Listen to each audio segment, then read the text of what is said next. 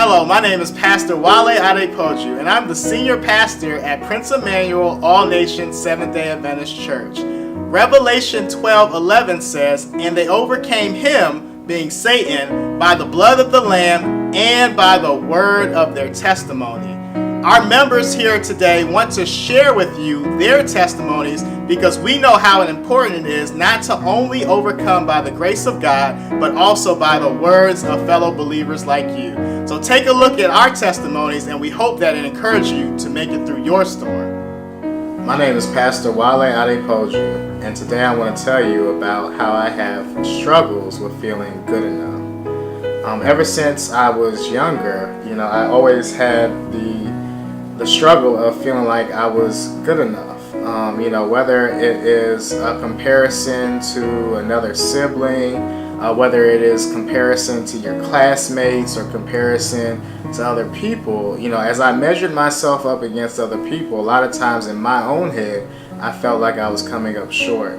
I just always really just wanted to live up and to make proud. I remember there was a promise I made my dad a long time ago where I said, I'm going to grow up and do this and I'm going to buy you a Lamborghini. And so he used to always remind me, okay, you wrote out that Lamborghini, and I was on my way to becoming an engineer, which I was actually going to school for money. And as I was going through the classes, because of a poor trigonometry teacher, engineering is grounded in trigonometry.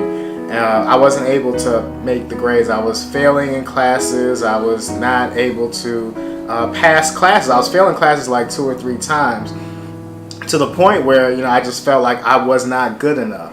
And so eventually, I dropped out of the engineering program. And I, kind of just dropped out of school. And as I was going through and just working and matriculating, I was at jobs where I just felt like I was undervalued and I wasn't good enough to do anything better. And so I just kind of went through the cycle, and I just struggled with these feelings of not being good enough. Even as I sit here before you today as a pastor, it's just, as I was coming into this field and coming to this position, I remember how great Pastor Jala was. I remember how, big his heart was, how strong his smile was. And I just know the connection he had with the congregation. And in my head, I was like, Lord, I am not him. Am I good enough for this job? And so, one of the things that the Lord has to keep reminding me, even sometimes today, is that, he made me to be me. And what does that mean? He has a special work for me, just like he has a special work for you. And he made you good enough for the purpose that he put you in. And so a lot of times as we compare ourselves, we look at maybe classmates graduate before we do, or we look at people get married before we do, or we look at the fact that people have kids and they've started their lives and we feel like we're behind.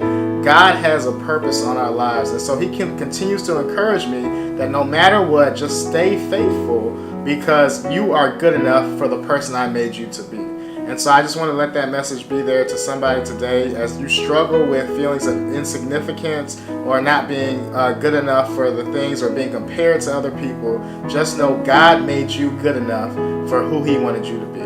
Thank you and have a blessed day.